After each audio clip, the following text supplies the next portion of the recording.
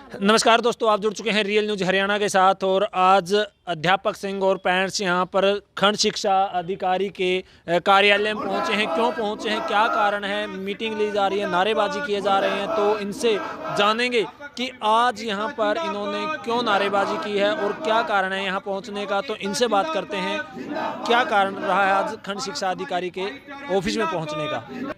विद्यालय अध्यापक संघ की तरफ से राज्य कमेटी का निर्णय था कि हर ब्लॉक लेवल पर अभिभावक और टीचर सभी मिलकर के एक ज्ञापन देंगे, जिसके अंदर मतलब कक्षा पहली और दूसरी को जो नई शिक्षा नीति के अंदर आंगनबाड़ी को सौंपा गया है, प्ले स्कूल के माध्यम से लगाओ किसी भी तरीके से, उसके विरोध के लिए और समय पर किताबें न मिलना, उसके विरोध के लिए इस प्रकार खासकर तो जो NEP है, नई शिक्षा नीति 2020 आई है, उसके अंदर बहुत से पॉइंट ऐसे हैं जिससे बहुत से गरीब लोग जो हैं वो शिक्षा से वंचित रह जाएंगे और शिक्षा निजीकरण होने से ना इतनी महंगी हो जाएगी कि उनकी पहुंच से दूर हो जाएगी।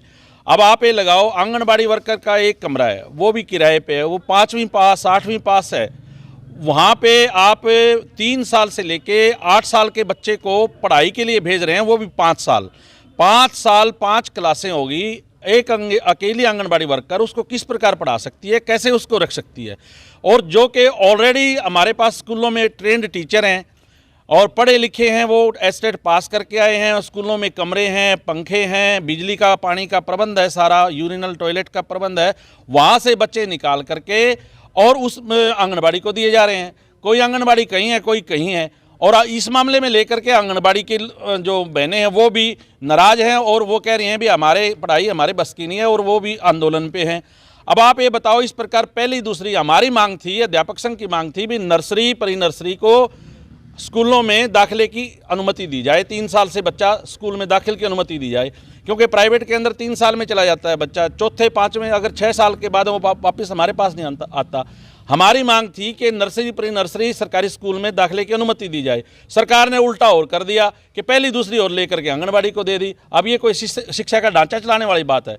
ये तो सरेआम गरीब लोगों को शिक्षा से वंचित करने की एक चाल है, और ये चाल अभिभावक भी समझ चुके हैं, अध्यापक भी समझ चुके हैं, और जो लोग सुन रहे हैं उस चीज़ को भी समझ चुके हैं। ये खास करके नई शिक्षा नीति के अंदर हम इसका विरोध करेंगे, हम इसको लागू नहीं करने देंगे। जितना भी हम चलेंगे किसान आंदोलन की तर्ज पर इसको हम चलाने का प्रयास करेंगे, लोगों को जागरूक करेंगे। भाई नई शिक्षा नीति आपके लिए, आपके बच्चों के लिए बड़ी खतरनाक है, आपके बच्चों को शिक्षा से दूर करेगी। आज हमने सर आपको पहले ही बताया कि राज्य कमेटी का निर्णय था, हमारा अभिभावक और टीचर मिल करके प्रत्येक खंड पर एक ज्ञापन देंगे, SMC का प्रस्ताव, जिसमें SMC सारी मीटिंग करके वो एक प्रस्ताव पेश करेगी और BO के माध्यम से हम मुख्यमंत्री को अपनी ये मांग भेजेंगे। आप ही बताओ, अगर हम अपनी मांग को किस प्रकार रखें भाई? हम हर ब्लॉक पर हर एक BO को ज्ञापन दिया है आज के दिन, और वो सारा का सारा मुख्यमंत्री के नाम है भाई ये काम आप रोको, गरीब लोगों की शिक्षा की व्यवस्था अच्छी तरह करो। अगर नहीं मानते हैं तो आगे आप क्या करेंगे?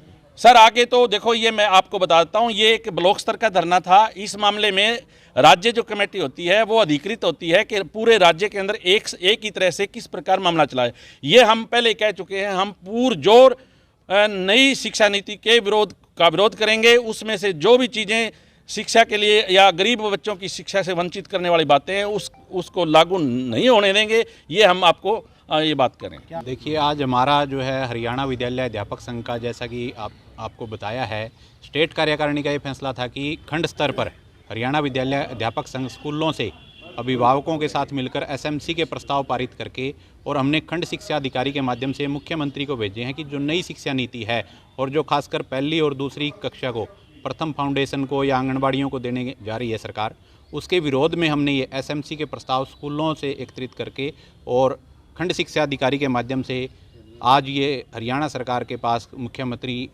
के पास भेजे गए हैं। और सरकार इस बारे में या तो इसको शिक्षा नीति में सुधार करे, और जो इसमें कमियां हैं शिक्षा नीति में, उसके बारे में हमने विस्तार से बताया है। और सरकार से यही मांग है कि इस शिक्षा नीति में जो बदलाव हो सकते हैं वो बदलाव किए जाएं, और जो पहली और दूसरी क्लास को देने की बात कही जा रही है उसकी बजाय नर्सरी और पहली को स्कूलों में लेके आने का काम करे सरकार। यहाँ BO block education officer Tohana में क्लर्क के पद पर कार्यरत हूँ। आज हमारे जो अध्यापक संघ के जो अध्यापक थे और पेरेंट्स हैं उनकी तरफ से हमें ज्ञापन सौंपा गया है और हम ये बीओ खंड शिक्षा अधिकारी टोहाना के सामने इनको पेश करेंगे और उच्च अधिकारी को उसको भेजा जाएगा। तो आपने देखा कि यही कारण था खंड शिक्षा अधिकारी के जो ऑफिस में जो अध्यापक संघ और पेरेंट्स पहुंचे थे, आपने पूरा का पूरा जो इनका यहाँ पहुंचने का कारण था वो सुना। और हम भी अपील करते हैं हरियाणा सरकार से कि जल्दी से जल्दी अध्यापक संघ और पेरेंट्स की जो समस्या है उस पर ध्यान दिया जाए। तो मिलते हैं किसी और वीडियो में, तब तक आप बने रहें रियल न्यूज़ हरियाणा के साथ।